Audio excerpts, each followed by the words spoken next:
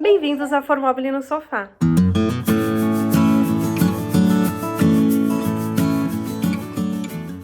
No episódio de hoje, eu conversei com o Thiago Sodré, do Clube Casa, e ele falou sobre o mundo VUCA e como que os arquitetos e designers podem aproveitar esse momento para se diferenciar. Vem comigo e assista.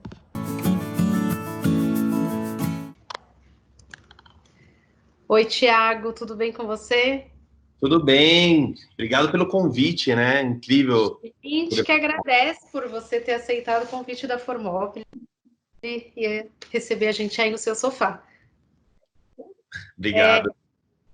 Hoje a gente chamou você para falar de um assunto muito interessante, que eu acho que você tem tratado bastante até aí com o pessoal do Clube Casa e com todos os participantes, que é um pouco desse cenário atual, de como que o mercado tem reagido e como que a pessoa pode fazer para rolar tudo isso e até se diferenciar dos demais. Então, me conta um pouquinho como é que está o mercado de arquitetura e designers, como que o mercado tem reagido, o que que você tem contado para os seus parceiros? Bom, primeiro, obrigado pelo convite, né? O que a gente percebe é o quanto que esse momento antecipou algumas tendências de comportamento, não tendência de cor, de formas, né? Mas sim o quanto que ela antecipou a tendências de comportamento.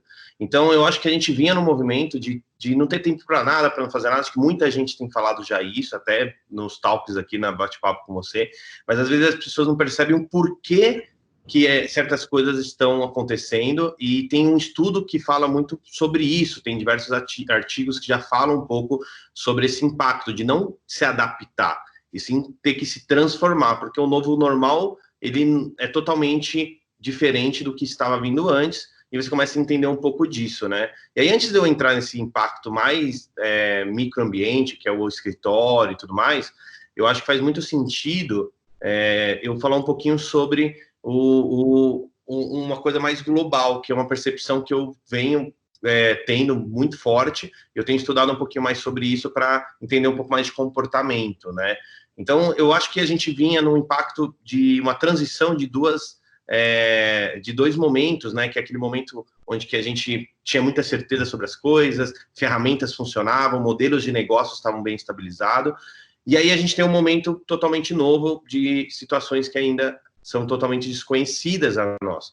E a gente já começava a viver uma intersecção, que é o encontro desses dois momentos, onde que muita coisa que a gente fazia 10, 15 anos atrás não começa a fazer muito sentido, algumas ainda fazem, mas umas já não começam a fazer tanto. Então, imagina uma parábola que vai caindo, e você começa a ter um monte de iniciativas que começa a ganhar corpo e começa a fazer muito sentido. Então, a gente vive essa intersecção desses dois momentos, que a gente chama do mundo VUCA, né? Que é esse mundo da incerteza, que é um mundo que é uma sigla americana que, traduzida para o português, chama VICA, né? Que a gente fala que é um mundo volátil, um mundo incerto, um mundo complexo e um mundo ambíguo. E aí, Ju, o que tem acontecido? A gente já essa transição de gerações, de comportamento, sempre aconteceu, desde os baby boomers, desde das gerações que vêm vindo antes da nossa, mas sempre teve um processo gradual. Mas como a gente teve uma evolução muito grande do consumo e do conteúdo, a gente está vivendo isso de uma forma mais exponencial agora. Então você começa a entender que antes a gente tinha a revolução industrial, teve toda a parte industrial de escalonar produtos, né, fabricação de produtos. Aí a gente teve o momento do digital, onde que as empresas começaram a ser o ponto .com, né, e buscar tá digitalmente, ter sites, os primeiros serviços de delivery e tudo mais. E aí você começa a vir para o pós-digital, que é esse movimento de conectividade, que é aí que estourou muito grande essa parte dos smartphones, Facebook, LinkedIn e tudo mais. E a gente estava entrando no momento que a gente chama de um momento exponencial, onde que o digital ele não se transforma só mais no tangível, mas totalmente intangível. E você começa a banalizar isso e ter isso de uma forma muito mais como fosse uma extensão de tudo que a gente faz. Aí por que eu estou indo tão longe? Para trazer para o perto. Então, quando você começa a entender que a gente estava entrando nesse momento onde que, por exemplo, fazer uma videoconferência antes era um pouco diferente, agora aí estava começando a ficar normal, e agora analisou, pô, eu não tenho nenhuma dificuldade, para mim é super normal. Esse processo da banalização tem uma transição. E o que está começando a acontecer? Com esses 30, 60, 90 dias que a gente vai ter um distanciamento social, que as pessoas estão tendo que se reinventar, tem vários artigos e pesquisas de órgãos aí que falam sobre tendências de comportamento, que se antecipou essa digitalização em 10, 15 anos em alguns setores. E com tudo isso, então a gente está tendo que, pelo amor ou pela dor, né? A gente está tendo, de uma forma muito mais rápida, a se adequar a alguns processos. E aí, quando você fala que é um mundo VUCA, é muito isso. Ele nasceu no exército americano para descrever algumas batalhas, algumas missões que eram incertas, com terrenos desconhecidos e tudo, e complexas. Então é isso. Então, para finalizar esse raciocínio, a gente antecipou essa tendência que talvez muito que a gente está vivendo. Vou dar o exemplo do meu sogro. Esse final de semana, tá todo mundo ele fez uma sala online para conversar com as cunhadas e família. E aí eu falei, pô, e aí, como é que o senhor fez isso? Ele falou, não, eu fui aqui, mexi e deu certo. Então, eu acho que quanto tempo demoraria para ele fazer isso sozinho se ele não tivesse tido esse momento de desconforto e incerteza? Então, ele é um mundo volátil, por causa que ele está em constante mutação, né? Então, a gente não sabe muito bem o que esperar e a gente tem que ser muito criativo, essa palavra do volátil, tem que ser muito criativo para fazer coisas que a gente já fazia antigamente ou há pouco tempo atrás, a gente tem que ser muito mais criativo agora. E ele é um mundo incerto, então, como a gente não sabe muito bem o que vai acontecer, olha o que está acontecendo. Toda hora a pandemia abre loja, fecha loja, então tem que ser muito flexível. Então, planejamentos que a gente fez tem que ser revistos, tem que ter a opção 1, 2, 3, 4. E ele é complexo, porque coisas simples que a gente fazia antes, ele começa a ter uma dependência muito grande da tecnologia, e isso nos faz viver de um mundo mais complexo, então a gente precisa entender muito mais dos processos. E ele é ambíguo, que eu acho que é a maior dificuldade de quem vinha fazendo negócios num momento como antigamente ou há pouco tempo atrás.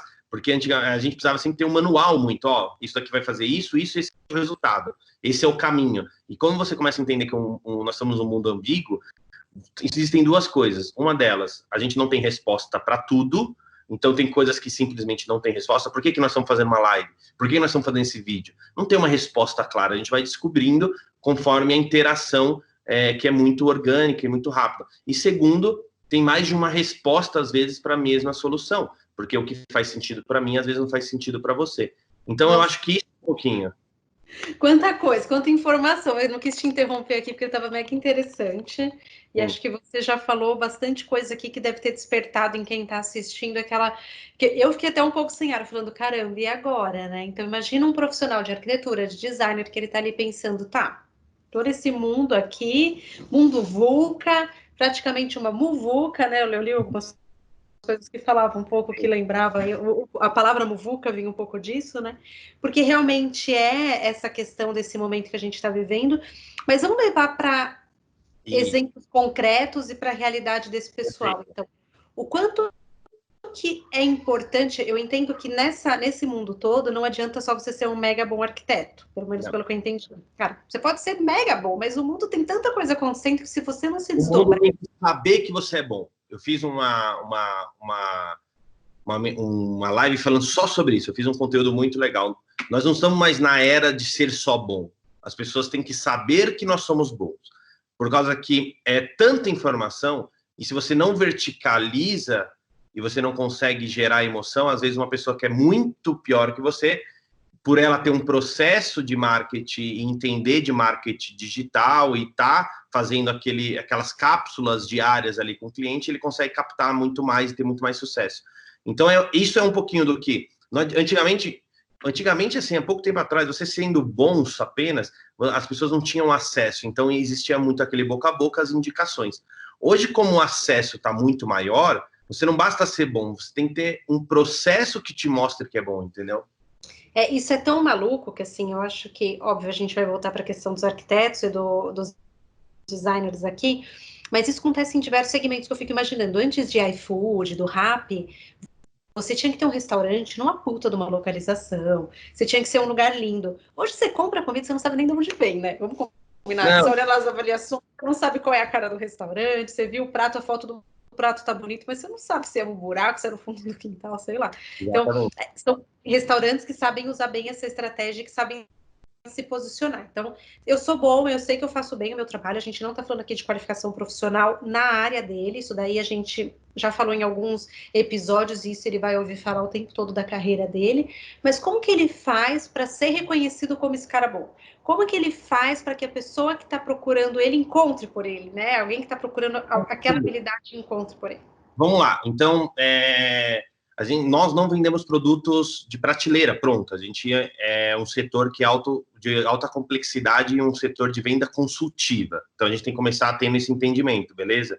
A partir que você é um produto que você é uma empresa que você vende você é um produto consultivo e não um produto de prateleira, você tem que entender que tem uma autocomplexidade, você precisa trazer uma educação para esse cliente. Você tem que criar uma jornada onde você eduque e você deixe seu cliente, cada vez que passa, mais preparado para consumir o seu produto e fazer a conversão do produto ideal. Qual que é a minha grande sugestão para os profissionais? Antes da sugestão, eu vou falar de um dado de 2018, saúde. De 2018 para 2019, o Datafolha fez uma pesquisa junto ao CAL, e eles faz um ano e pouco, isso já deve ter mudado, mas é o último dado que eu tenho, onde que 93% da população nunca tinha contratado um arquiteto. E aí, eu fui trabalhar muito forte em cima dessa pesquisa e eu fiz um levantamento com 400 pessoas, e aí eu descobri que eles não trabalhavam com arquiteto por duas coisas, Ju. A primeira, eles acham que o profissional é muito caro. Então, e a segunda, eles não sabem o que um arquiteto faz e um designer de interiores. Então, esses 93% que não trabalham com um profissional de arquitetura e design, eles não contratam um profissional por esses dois motivos. E aí, olha que esse momento nos fez, cara, tá sendo incrível isso, porque nunca foi tão bacana essa educação que o mercado tá tendo.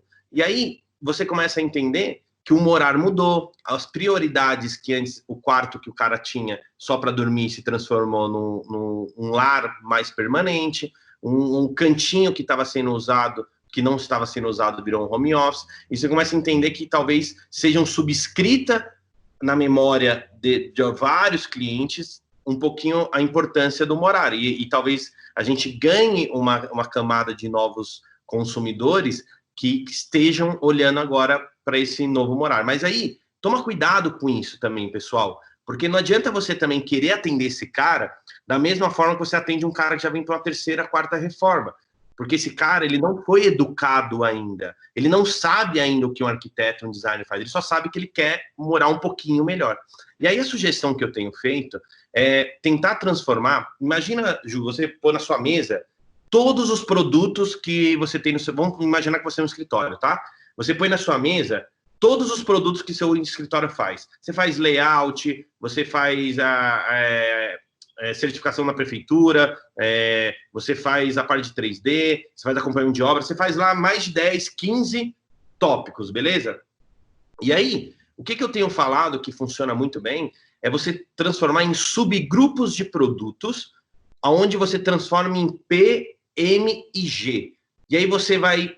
Aí no final, você consegue atender todos os profissionais, todos os clientes, mas cada um tem uma necessidade pontual e cada um tem uma necessidade também de investimento. E aí você começa a entender que, às vezes, olha que legal, quando você começa a entender de cobrar por hora trabalhada e não por metro quadrado, você entende o poder de dois projetos totalmente parecidos, mas totalmente diferentes. Tem projetos que às vezes é 100 metros quadrados, 2 apartamentos. Mas imagina um, que é a persona desse do lado esquerdo. Um casal recém-casado, jovem, com filho, e então, assim, o que esse cara escuta, o que esse cara ouve, qual que é a maior dor dele? É a insegurança financeira, esse cara quer ter um lugar que seja seguro para o filho, ele tem medo do futuro porque ele não sabe o que vai acontecer. Então, ele está buscando um projeto de custo-benefício bom, ele quer velocidade e ele quer um lugar que tenha segurança. E aí você tem na outra mão um casal que já é mais maduro, já está com os filhos já na faculdade, já saindo de casa, e ele está indo para a primeira casa, primeiro apartamento de 100 metros, só ele, a esposa, e ele quer fazer um puta apartamento, porque ele acha que ali ele vai passar o resto da vida, ele quer receber os netos, quer ter uma área gourmet, quer não sei o que lá. E esse cara, qual que é a principal dor dele? Ele quer zero dor de cabeça, porque ele já teve 3, 4 reformas, e ele quer um projeto que traga para ele totalmente essa essência do que ele está vivendo agora. Então, que é uma coisa mais complexa, mais detalhada e tudo mais. E aí, você pega 2 projetos, às vezes, o profissional ele está vendendo as mesmas coisas para esses 2 caras. E aí, o que acontece? Esse cara acha caro, porque o que ele precisava só era um layout, um levantamento e, vamos lá, uma vista 3D. Enquanto esse cara precisa de um acompanhamento, precisa de um detalhamento, precisa de uma marcenaria 100% personalizada, e esse cara contrata, tem uma visão totalmente diferente. Então, o que a gente tem percebido que você criar subprodutos dentro do seu escritório, você ajuda a educar o seu cliente a consumir o que você gostaria de vender como principal. Então, o GG, vamos chamar assim, que é o projeto master, é tudo que você vende. Mas você não pode entregar o GG e tentar vender ele para alguém que está querendo só o P. Então, quando você faz essa destrincha, esse modelo de orçamento, esse modelo de apresentação, você mostra para o cliente tudo o que você faz, mas você apresenta para ele, olha, eu tenho 3 tipos de projeto, eu tenho o P, M e o G. E aí você dá o nome que você quiser no seu escritório, não tem problema, Gold, Prata, eu tenho assim por diante. E aí você começa a fazer um negócio que chama escala de valor. O que é isso? Imagina que o cara tá muito no M, o cara quer um P pro M, e você vira para ele e fala assim, em vez de você dar desconto, porque quando você começa a destrinchar em subproduto, você não dá desconto, você põe e tira subproduto. Você fala para ele, fala, amigo, vamos fazer o seguinte, me fecha o M, que aí eu te coloco aquele item do G para você, se você fechar agora, e você parcela em tanto.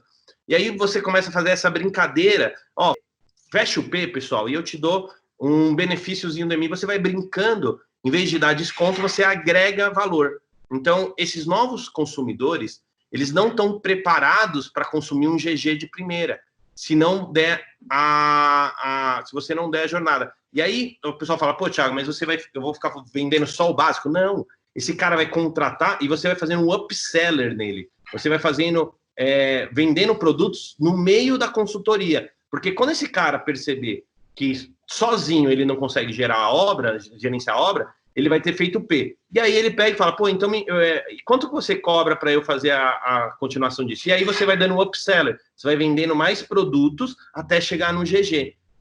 Entendeu? Muito legal. Eu acho que esse é o episódio do No Sofá que eu vou falar menos, porque você está falando aí, eu estou aqui ouvindo. Eu falo muito, né? Legal. Não, mas é muito legal, eu não estou interrompendo, porque eu acho que tem conteúdo muito interessante. Então, assim, dica aqui já foram várias. Então, o cara mudou, o mercado está diferente, esse nosso momento está acelerando as mudanças, está gerando tendências, o cara tem que saber se adaptar, não adianta também ficar, sempre trabalhei assim, é assim que eu trabalho, não, vamos se adaptar, que se você não fizer, vai ter alguém que faça, e o mercado tem que saber que você é bom, o mercado tem que te achar, o mercado tem que te reconhecer, não adianta só você ser fantástico, incrível, maravilhoso, mas você não foi encontrado. E eu acho que nesse papel o marketing digital deve fazer uma grande diferença. Então, para aquele profissional que ainda não está muito familiarizado com marketing digital, vamos pensar que ele entendeu o cenário, o mundo VUCA, ele preparou os pacotinhos dele PMG, GG, ele já pensou em estratégias de upsell, já pensou em tudo. Mas como que ele vai para o mercado encontrá-lo? É no digital? O que você sugere aí para colocar a cara? Eu acho que aí, para a gente começar a finalizar, eu acho que o processo principal é né? Você tem que entender para quem você quer vender. Então, você tem que fazer um planinho de negócio básico e tentar montar. Tem uma ferramenta que chama Mapa da Empatia, pessoal. É muito bacana, se vocês quiserem, a gente faz esse conteúdo, tem vários, eu posso passar depois aqui para ela até colocar como link da descrição. E é legal que você consegue desenvolver as personas que você quer atender. Então, tem que tomar cuidado. Quando eu falo atender todo mundo no PMG, na verdade, você vai atender todo mundo das personas que você quer atender, entendeu? Você vai criar subprodutos. Porque quem quiser atender todo mundo não vai atender ninguém. E aí você começa a entender que o marketing digital, ele nada mais é do que uma geração de admiração. Então, quanto mais as pessoas te admirarem, mais valor você vai ter. E aí vai chegar, em vez de cliente, você vai transformar as pessoas em fãs. E você vai ver pessoas chegando em você só para perguntar quanto que custa o parcelamento, e não questionando quanto você cobra. Então, gerar marketing digital é você entender um multicanais, né? Então, tem uma frase que eu gosto muito, que assim, o nosso setor fala que a gente não, mais de 80%, 90% dos lojistas, eles não têm produto para vender na internet, porque são móveis planejados, são produtos de alta complexidade de venda e serviço. E eles ficam desesperados. E eu falo assim para eles, cara, você não vai vender na internet. Use a internet para vender. E aí você começa a entender a diferença dessas duas frases. Onde que você usar a internet como um canal. Quando você começa a entender que a internet é um canal, você começa a respeitar ela. Você começa a entender qual que é a minha conversão, qual que é o meu funil de entrada, como é que eu nutro, como é que eu faço a nutrição desse canal. E aí você começa a entender a jornada do cliente. E aí, indo para o marketing digital, respondendo pontualmente, entenda que o cliente, para converter um projeto com você, demora 3 a 4 etapas. Porque existe tem a etapa da descoberta, da necessidade, e a etapa do sonho realizado, da casa, da obra, do projeto finalizado.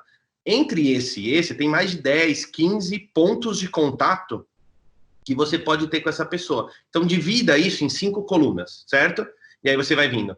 Descoberta, então assim, o cara descobriu que o cara pegou a chave na mão. O que ele faz, a primeira coisa? Ele começa a entender o que ele quer, que tipo de apartamento, ele começa, eu quero uma coisa mais contemporânea, eu quero uma coisa mais moderna, e ele vai isso. E aí depois ele vai para pesquisa.